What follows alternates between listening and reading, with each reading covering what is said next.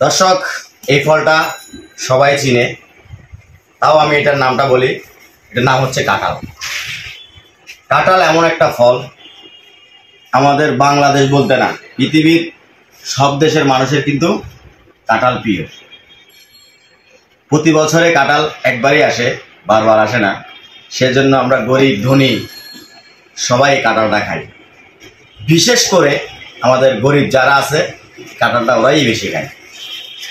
পয়সাওয়ালারা খাইতে চায় না, এটা কাটতে হয়, ফুলে খাইতে হয়, এটাতে কষ আছে, কষ লেগে যায়, পয়সাওয়ালারা খাইতে চায় না। সবাই কাঁঠাল খাবেন।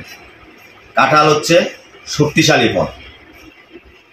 কাঁঠালের ভিতরে এমন শক্তি দিয়ে দিছে আল্লাহ, এটাতে প্রচুর পরিমাণ ভিটামিন।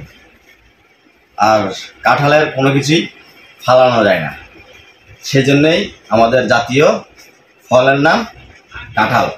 আজকে আমরা কাঁঠাল খাবো।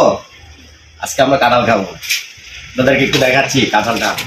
দোয়া করবেন আমার কাঁঠালটা জানি ভিতরে ভালো হয়। বিসমিল্লাহির রহমানির রহিম। এভাবেই তো কাটতে হয় না বাবা? বিসমিল্লাহ। আল্লাহ জানে আমার কাঁঠালটার ভিতরে কি।